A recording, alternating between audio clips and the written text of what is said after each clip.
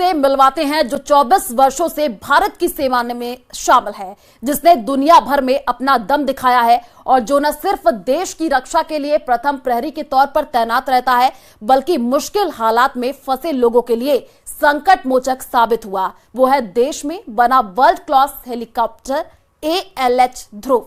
देखिए रिपोर्ट। हिंद की शान, आसमान का सबसे तेज तर्रार प्रहरी, समंदर से लेकर रेगिस्तान तक में बादशाहत, देश में बना दुनिया के सबसे खतरनाक और भरोसेमंद हेलीकॉप्टर्स में शामिल ALH ध्रुव यानी एडवांस लाइट हेलीकॉप्टर ध्रुव। ALH ध्रुव को HAL यानी हिंदुस्तान एरोनॉटिक्स लिमिटेड ने स्वदेशी तकनीक का इस्तेमाल करते हुए तैयार किया है। इसमें 2 टर्बो इंजन लगे हैं, जिसे मल्टी रोल मल्टी मिशन के लिए महारत हासिल है। Electronic warfare, anti submarine warfare, हर मौसम में ऑपरेशन को अंजाम देने वाला। मिलिट्री के साथ साथ ध्रुव का सिविल वर्जन भी भरोसे पर खरा उतरा है। साल 2001 में AHL ध्रुव को मिलिट्री ऑपरेशन के लिए मंजूरी मिली और साल 2003 में सिविल ऑपरेशन के लिए। AHL ध्रुव समंदर, हाई ऑल्टीट्यूड पर, रेगिस्तान में और खराब मौसम में भी ऑपरेट कर सकता है। ध्रुव हेलीकॉप्टर का लोहा लैटिन अमेरिका से लेकर अफ्रीका, पश्चिम और दक्षिण पूर्व एशिया के करीब 35 देशों ने माना है। इसकी वजह है कि इसे थल सेना, नौसेना, वायुसेना, coast guard, civil operation, police operation, राहत और बचाव से लेकर निजी इस्तेमाल किया जा सकता है। ध्रुव का वजन 2500 किलो है और ये 5500 उड़ान वजन के साथ उड़ान भरने में सक्षम है, जो इसे अपनी क्लास के दुनिया भर के हेलीकॉप्टर से बेहतर बनाता है।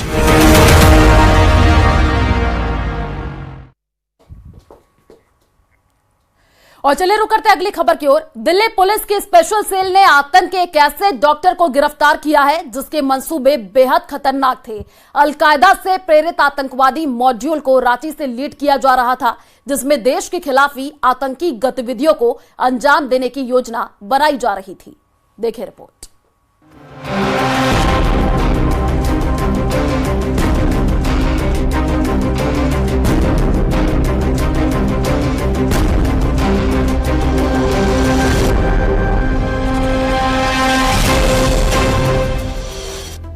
संदिग्धों का ठिकाना, संदिग्धों का कमरा, ट्रेनिंग कैंप।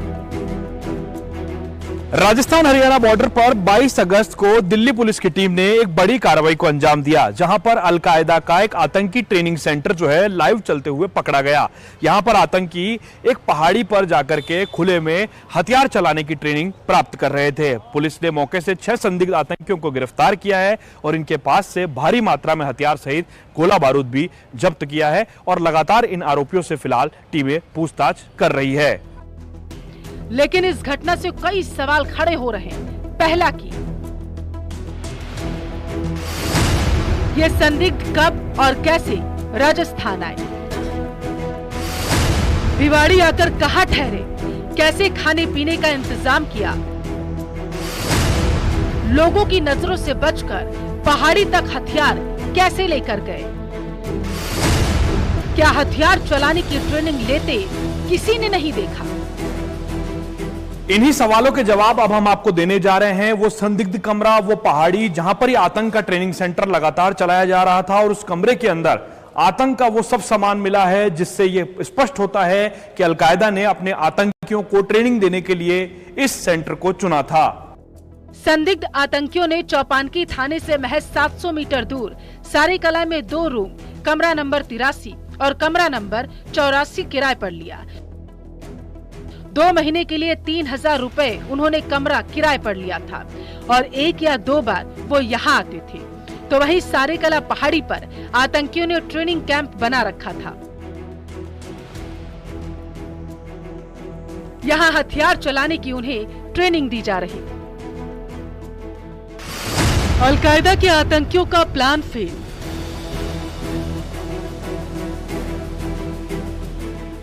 पब्लिक प्लेस पर किलिंग्स करना था टास्क। लोन वुल्फ अटैक की भी थी प्लानिंग।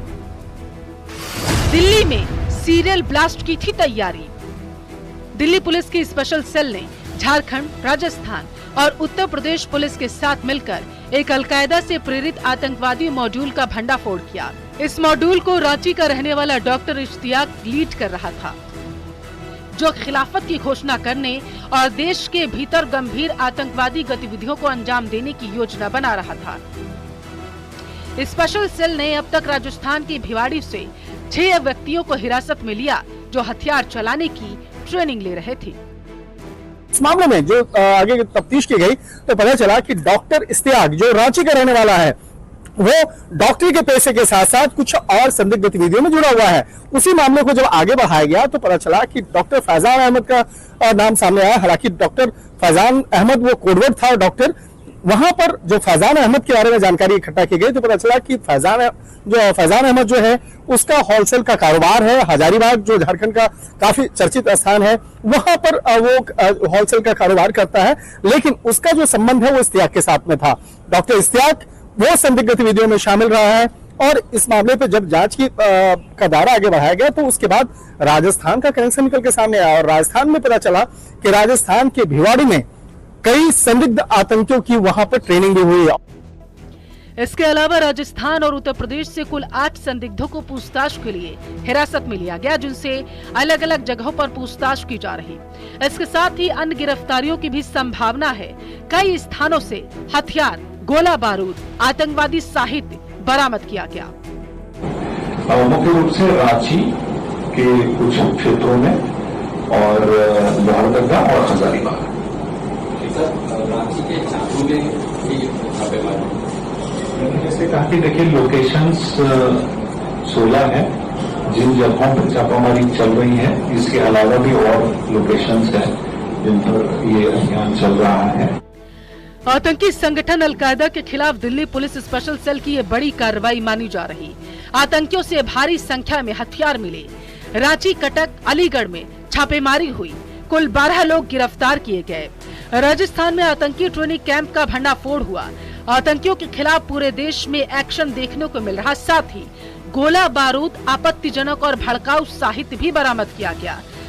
बरामदगी की बातें करें तो एक AK-47 राइफल, AK-47 के 30 जिंदा कारतूस, एक 38 बोर की रिवॉल्वर, 38 बोर के 6 जिंदा कारतूस, 32 बोर के 30 जिंदा कारतूस, एक डमी इंसान और हैंड ग्रेनेड मिला। इसके साथ ही कुछ खाने की चीजें भी मिली हैं, जिसमें बिस्किट, चिप्स का पैकेट और एक पानी की बोतल शामिल है। राजस्थान में पता चला कि राजस्थान के भिवाड़ी में कई संदिग्ध आतंकियों की वहां पर ट्रेनिंग भी हुई है और खास तौर पर AK-47 जैसे हथियार से वहां पर फायरिंग करना, निशानेबाजी करना, वो सब वहां पर ट्रेनिंग दी जा रही थी। तो इस मामले में जिस तरह से अब कई राज्यों से जुड़ा हुआ कनेक्शन निकल के सामने आ रहा है, तो इस मामले में ये जानकारी मिली है कि झारखंड से 8 संदिग्ध लोगों को वो हिरासत में लिया गया है और उसकी औपचारिक तौर पर गिरफ्तारी की गई बाद में और उसको अब दिल्ली लाया जा रहा। झारखंड के रांची का रहने वाला डॉक्टर इश्तियाक इस ऑपरेशन को लीड कर रहा था। डॉक्टर इश्तियाक की बात करें तो मूल रूप से जमशेदपुर का रहने वाला है। रांची के रिम्स से MBBS किया। रांची के एक हॉस्पिटल में 6 साल से काम कर रहा था। भारत को इस्लामिक स्टेट बनाने की मंशा है। इस्लामिक शासन लागू करना चाहता था। भारत में आतंकी हमलों की साजिश कर रहा था। मिली जानकारी के मुताबिक अलकायदा के कुल 6 आतंकी गिरफ्तार हुए, जो राजस्थान से गिरफ्तार किए गए। आतंकियों का टास्क पब्लिक प्लेस पर किलिंग्स करना था। आतंकियों को देश में डर का माहौल बनाने के लिए बड़े स्तर पर किलिंग्स करने के लिए ट्रेनिंग दी गई। साथ ही कई शहरों की रेकी भी की गई, जिसमें बम ब्लास्ट की योजना को लेकर मास्टरमाइंड डॉक्टर इश्तियाक अली से पूछताछ जारी।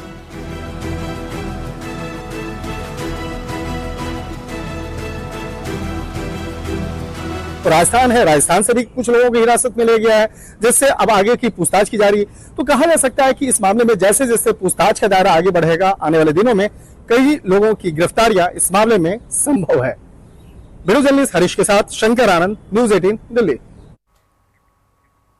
और चलिए रुक करते अगली खबर की ओर। बार बार हड़ताल को लेकर निशाने पर रहने वाले रेजिडेंट्स डॉक्टर्स किस हालात में काम करते हैं, ये कम ही लोग जानते हैं। घंटों काम के प्रेशर के बावजूद ड्यूटी रूम की बदहाल स्थिति आराम में भी खलल डालती है। एक और जहां कई वार्डों में महिला और पुरुष रेजिडेंट के लिए एक ही डॉक्टर्स ड्यूटी रूम है, तो बारिश के दौरान ड्यूटी रूम के हालात और दयनीय हो जाते हैं।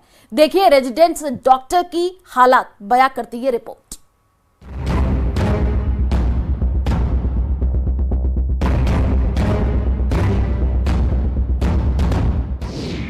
समस्याओं का अंबार, कब होगा समाधान? डॉक्टर्स की जुबानी, हालात की कहानी। 24 घंटे की ड्यूटी, फिर भी मांगे अधूरी।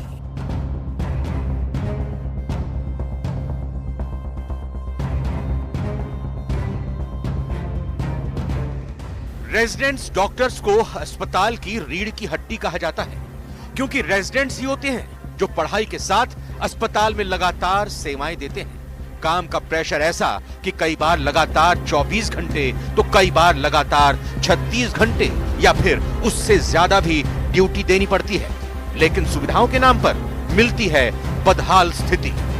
प्रदेश के सबसे बड़े एसएमएस अस्पताल के रेजिडेंट्स डॉक्टर्स ने अपनी ये पीड़ा कई बार उच्च स्तर पर बताई, लेकिन हालात सुधरने का नाम नहीं ले रहे हैं। रेजिडेंट्स डॉक्टर्स का कहना है कि कई बार एक ही डॉक्टर ड्यूटी रूम में मेल फीमेल रेजिडेंट्स को रहना पड़ता है। कई डॉक्टर्स ड्यूटी रूम की हालात बेहद खस्ता है। किसी में गेट टूटा है तो कई जगह डक्टिंग काम नहीं कर रही। इसके अलावा कैंटीन और फैसिलिटी की सुविधा भी प्रॉपर नहीं है। डक्टिंग तो वैसे खराब है, यहाँ की लगी हुई डक्टिंग है, ये भी डक्टिंग खराब ही पड़ी है। और यहाँ तक डीडीआर की बात करूँ तो ये अकेला एक डीडीआर है ट्रॉमा सेंटर पे अपने ग्राउंड फ्लोर पे, जबकि हम 4 से 5 रेजिडेंट काम करते हैं। कई बार महिला साथी हमारे साथ काम करती हैं, तो एक ही रूम हमें शेयर करना पड़ता है कई बार बॉयज एंड गर्ल्स को, जो कि बिल्कुल सही नहीं है। अगर भाई बहन होते हैं तो भी उनको भी 9 साल की उम्र के बाद सेपरेट रूम दिया जाता है, जबकि यहाँ डीडीआर हमारा सेपरेट नहीं है। लेकिन मुझे पूरा यकीन है कि जो सरकार ने लिखित में जो आश्वासन दिया है, सरकार उस पर काम करेगी और आने वाले 1 महीने के अंदर हमारी हालात सुधरेगी।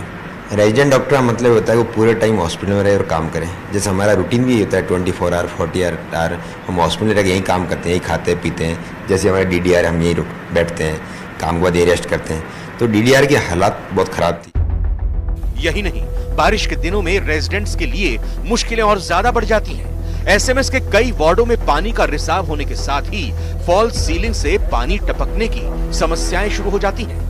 कोलकाता घटना को लेकर हुई स्ट्राइक में भी रेजिडेंट्स ने इस मांग को प्रमुखता से उठाया था, जिसके बाद राज्य सरकार और मेडिकल कॉलेज प्रशासन से 1 महीने के दौरान सभी समस्याओं का समाधान करने का आश्वासन मिला है। एसएमएस मेडिकल कॉलेज के प्रिंसिपल डॉक्टर दीपक माहेश्वरी ने बताया कि हमने सभी समस्याओं पर काम शुरू कर दिया है।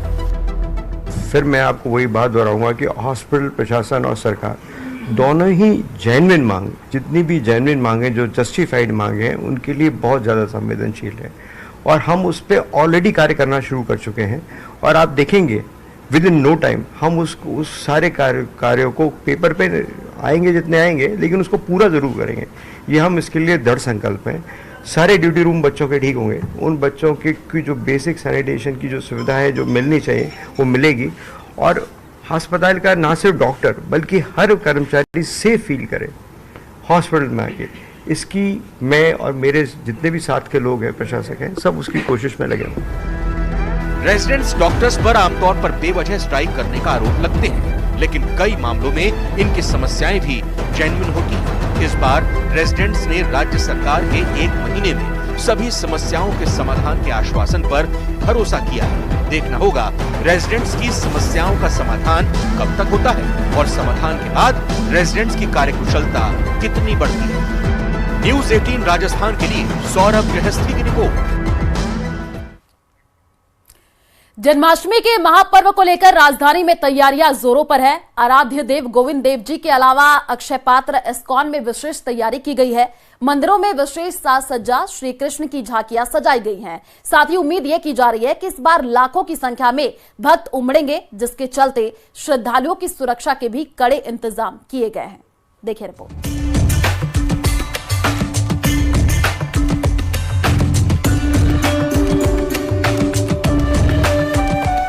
ये है जयपुर का गोविंद देव जी मंदिर। जहां कृष्ण जन्माष्टमी की तैयारियां जोरों पर चल रही हैं। भक्तों के आने का सिलसिला भी जारी है। इस बार मंदिर प्रशासन ने भक्तों की संख्या को देखते हुए पुख्ता इंतजाम किए हैं। आने और जाने वाले भक्तों के लिए अलग अलग व्यवस्था की गई है।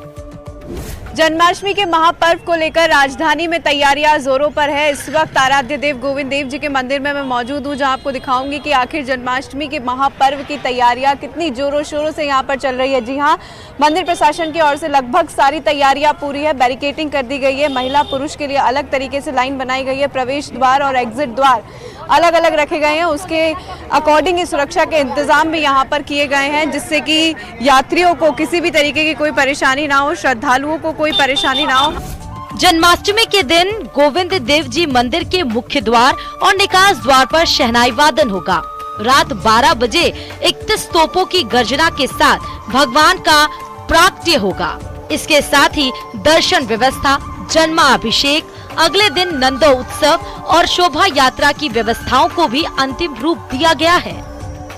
राजधानी के विशेष मंदिरों में शुमार गोविंद देव जी के साथ साथ इस्कॉन मंदिर, अक्षय पात्र मंदिर, इन मंदिरों में भी तैयारियां हमें देखने को मिल रही है। आप देख सकते हैं कि चारों ओर बैरिकेडिंग कर दी गई है, टेंट्स लगा दिए गए हैं ताकि बारिश भी होती है उस दिन तो बारिश से बचा जा सके और धूप से भी बचा जा सके। मंदिर में सांस्कृतिक कार्यक्रम के आयोजन किए जा रहे हैं। रात 26 अगस्त से महाजन्माष्टमी का पर्व शुरू होगा और 27 तारीख को जन्माष्टमी का महापर्व मनाया जाएगा। ऐसे में लगभग व्यवस्थाओं को सुचारू किया जा रहा है और अपने अंत तक पहुंचाया जा रहा है। तस्वीरों के जरिए मैं आपको दिखा रही हूँ कि आखिर राजधानी में जन्माष्टमी के पर्व को लेकर कितना चाव है और लोग कैसे मंदिर में उमड़ रहे हैं। गोविंद देव जी मंदिर का आपको कार्यक्रम बताते चले। कृष्ण जन्माष्टमी पर सुबह मंगला झांकी से ही दर्शन व्यवस्था शुरू होगी। पास धारकों की एंट्री के लिए अलग लाइन की व्यवस्था होगी। जलेबी चौक से आने वाले जय निवास बाग पूर्वी गेट से निकलेंगे। दर्शन के लिए 13 LED की व्यवस्था होगी। भक्तों की सुरक्षा के लिए 8 से 10 मेटल डिटेक्टर लगाए जाएंगे। सुरक्षा के मद्देनजर CCTV लगाए गए हैं। प्रसाद, फल, मिठाई, नारियल, लैपटॉप और कैमरा मंदिर में प्रतिबंधित है। भारतीय परिधान पहनकर मंदिर में आने की अपील है। न्यूज़ 18 राजस्थान के लिए महिमा जान की रिपोर्ट।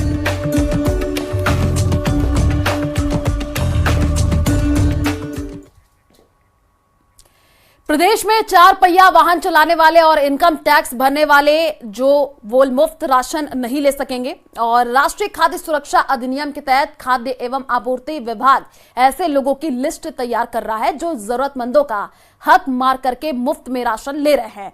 जल्द में ऐसे लाभार्थियों को राष्ट्रीय खाद्य सुरक्षा योजना की लिस्ट से बाहर किया जाएगा। देखिए रिपोर्ट।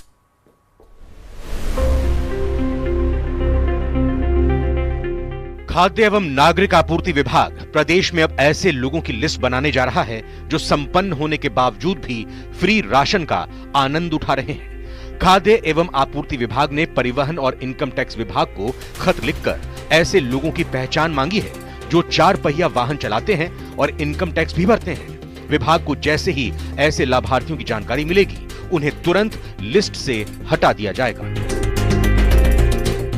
योजना में लाभ ले रहे हैं, जैसे जिसका 4 व्हीलर हैं तो 4 व्हीलर है उनकी सूची मंगानी हमने शुरू करी है। 4 व्हीलर इनकम टैक्स पे ही है, ऐसे व्यक्ति हैं, उनको हमारा प्रयास है जल्दी उस सूची से बाहर किया जाए और हो सकता है कि यदि स्वतः नहीं होंगे तो उनके खिलाफ कार्रवाई भी करने का जो प्रावधान है उसका भी हम उपयोग कहीं ना कहीं इसमें करेंगे ताकि वंचित लोग हैं उनको लाभ मिल सके। क्योंकि सबसे बड़ा हमारे सामने चुनौती है और कि बहुत जगह आप और हम जाते हैं तो वास्तव में हम देखते हैं कि जो सही में लाभार्थी है उसको कई जगह लाभ नहीं मिल रहा है और जो सक्षम है वो लाभ उठा रहा है। विभाग को लंबे वक्त से शिकायत मिल रही थी कि भारी तादाद में ऐसे लोग योजना का लाभ ले रहे हैं जो आर्थिक रूप से मजबूत हैं। खाद्य एवं नागरिक आपूर्ति विभाग ने लोगों से खुद आगे आने की अपील की, लेकिन उसका ज्यादा असर देखने को नहीं मिला, जिसके बाद अब खाद्य एवं नागरिक आपूर्ति विभाग खुद इस दिशा में कदम उठाने जा रहा है। हमारा मेन उद्देश्य यही है कि इस लाभार्थी सही लाभार्थियों को लाभ इस योजना के माध्यम जो माननीय प्रधानमंत्री जी का लक्ष्य है, जिसके लिए प्रधानमंत्री गरीब कल्याण योजना 82 करोड़ लाभार्थियों के लिए 12 लाख करोड़ रुपए 5 साल के लिए किए गए, तो उसमें उसको वंचित को लाभ मिलेगा। विभाग के आंकड़ों पर गौर करें तो 4 करोड़ 35 लाख प्रदेशवासियों को योजना का फायदा मिला। अब भी करीब 13 लाख 90 हजार लोगों ने आवेदन किए हुए हैं। ऐसे में विभाग की कोशिश है कि करदाता और 4 पहिया वाहनों का इस्तेमाल कर रहे लाभार्थियों को लिस्ट से हटाकर पेंडिंग आवेदनों की जांच के बाद लाभार्थियों को जोड़ा जाए। खाद्य एवं आपूर्ति विभाग ये तैयारी कर रहा है कि जो मालदार गरीबों का हक खा रहे हैं और मुफ्त राशन का मजा ले रहे हैं, उन्हें चिन्हित करके लाभार्थियों की लिस्ट से बाहर किया जाएगा। राष्ट्रीय खाद्यान्न आपूर्ति योजना के तहत राजस्थान के अंदर करीब 4 करोड़ 46 लाख की लिमिट है। अभी फिलहाल अगर देखा जाए तो 4 करोड़ 35 लाख लोग इस योजना का लाभ उठा रहे हैं। इन हालात के अंदर राजस्थान में अभी भी 13 लाख 90 हजार लोग ऐसे हैं जिनके आवेदन लंबित हैं। परिवहन विभाग से जो जानकारी मांगी है उसमें ट्रैक्टर और वाणिज्य श्रेणी के वाहनों को छोड़कर प्रदेश के सभी 4 पहिया वाहन मालिकों के आधार कार्ड का ब्यौरा मांगा है। विभाग मंत्री गोदारा ने लोगों से अपील की है कि सक्षम होने की वजह से लाभार्थी खुद पात्रों की लिस्ट से अपना नाम हटवाएं ताकि गरीब पात्र को उनके हिस्से का अन्न मिल सके।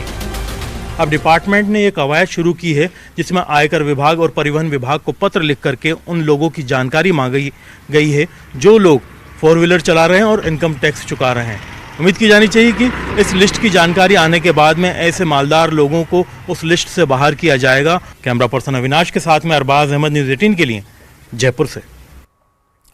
उदयपुर में विश्व हिंदू परिषद के राष्ट्रीय अध्यक्ष आलोक कुमार दिवंगत छात्र देवराज के घर पहुंचे, जहां उन्होंने देवराज की तस्वीर पर फूल चढ़ाए। परिवार को देवराज के निधन पर ढांढस बढ़ाया। उन्होंने परिवार के लोगों से घटना के बारे में पूरी जानकारी ली और हर संभव मदद का भरोसा भी दिया। पत्रकारों से बातचीत करते हुए आलोक कुमार ने कहा कि जिस तरीके से देवराज पर चाकू से हमला किया गया उसको देख करके लगता है कि आरोपी को चाकू चलाने का प्रशिक्षण दिया गया था और ऐसे में इस मामले की विस्तार से जांच हो। उन्होंने कहा कि चाकू दिलाने वाले और प्रशिक्षण देने वाले बराबर के दोषी हैं। उन्होंने कहा कि बीते कुछ समय में जो घटनाएं हुई हैं उसमें आरोपी नाबालिग है। एक कानून की प्रक्रिया है। महात्मा गांधी की जिसने हत्या की थी उसने तो अपना अपराध स्वीकार ही किया था, उसने अपना मुकदमा लड़ा ही नहीं था, पर प्रक्रिया पूरी हुई थी। कन्हैया की जिसने हत्या की है, हम सरकार से कहेंगे कि वो मुकदमा फास्ट ट्रैक कोर्ट में ट्रांसफर करना चाहिए।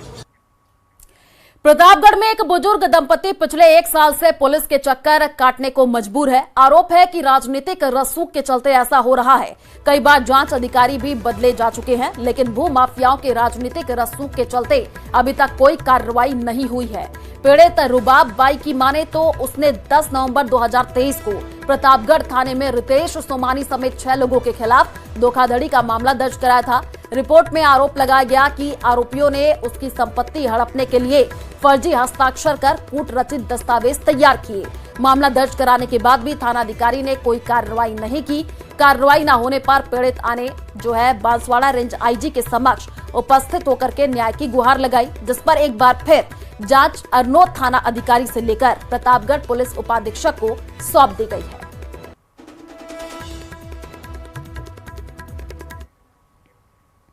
और चलिए फिलहाल इस बुलेटिन में इतना ही। आगे आपको दिखाएंगे खबर दोपहर। नमस्कार।